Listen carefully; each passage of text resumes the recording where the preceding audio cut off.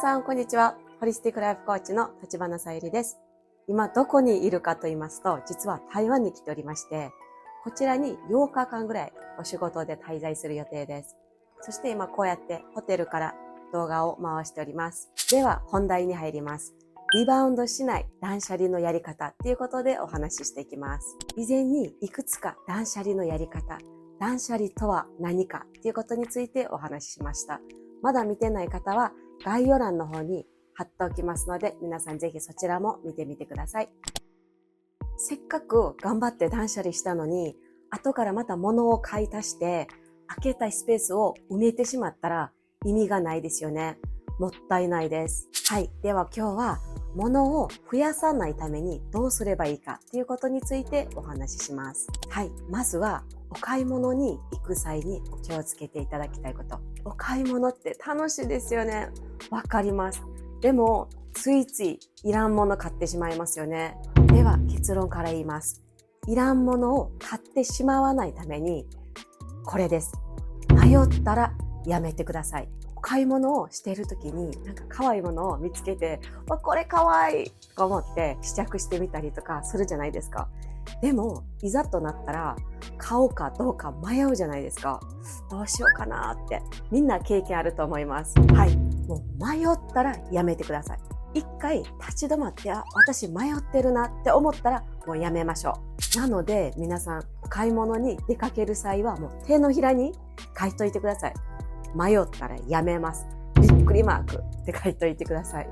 今までの私の経験上、迷って、いっか、とりあえず買っておこうかっていうものは、本当に使う機会が少ないんですよ。なので、この私のこのお買い物の際のゴールデンルールを皆さんのゴールデンルールにもしてください。迷ったらやめる。本当に長く愛用できるものっていうのは、そのものを見た瞬間にピンとくるんですよ。ビビッとくるんですよ。なので、ビビッと来た時だけ買ってください。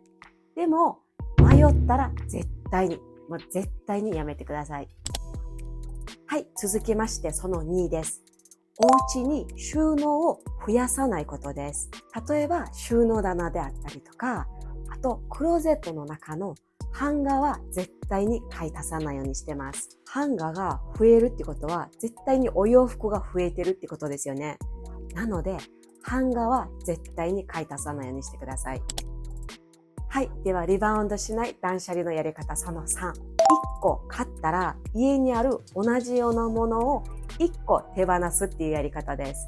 例えばですね、お買い物に行ってて、ブラウス1着気に入ったなと思って、それを買ったら、お家に帰って1着ブラウスを手放すっていうやり方です。手放すって言っても、そのまま捨ててしまってもいいし、それかフリマアプリに出してもいいし、あとリサイクルショップに売ってもいいし、あとお友達などに譲ってあげてもいいですよね。私前回の動画でも言ってたんですけど、お家の中をある一つの会社だと考えてて、お洋服部署、タオル部署などに分けて考えるようにしてて、そしてお買い物に行ってて、新しいものを家に連れて帰ろうと思ったら、家の中の誰かを解雇する気持ちのその覚悟で新しいものを買ってます。そしてその逆もあります。例えば、下駄箱ってこのスペースが限られてるじゃないですか。そしてその下駄箱の中のお靴をお手入れしたりとか、整理してるときに一足がどうしてもちょっと気づいてるなとか、ちょっとへたってきてるなって思ったら捨てるじゃないですか。で、捨てるときはその時思います。もう一足新しい靴を買えるわっていう風にちょっとワクワクできます。はい。では今日のお話をまとめます。リバウンドしない断捨離のやり方。まず一つ目は、お買い物をするときに迷ったら絶対やめること。そしてその2、収納を増やさないこと。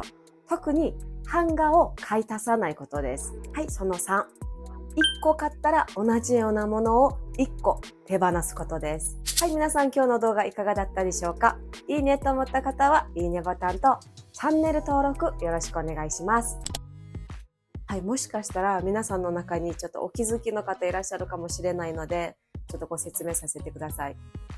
こっちだけめっちゃ腫れてるのわかります？こっちは何もなくて、これね、実はね、今回この台湾に出発する前の日やったかな、前の日にゴルフしてたんですよ。そしたらね、ゴルフボールが飛んできたんですよ。やばない？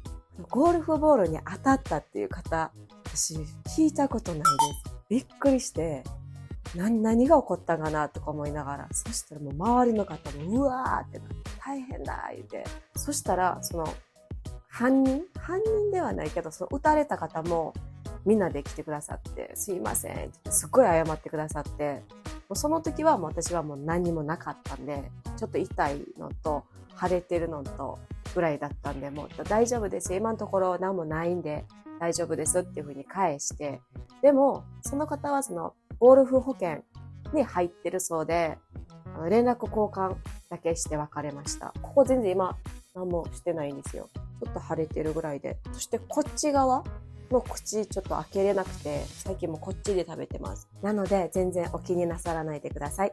はい。では今日の動画いかがだったでしょうか？いいねと思った方はいいねボタンとチャンネル登録よろしくお願いします。ではまた次の動画でお会いしましょう。さようなら。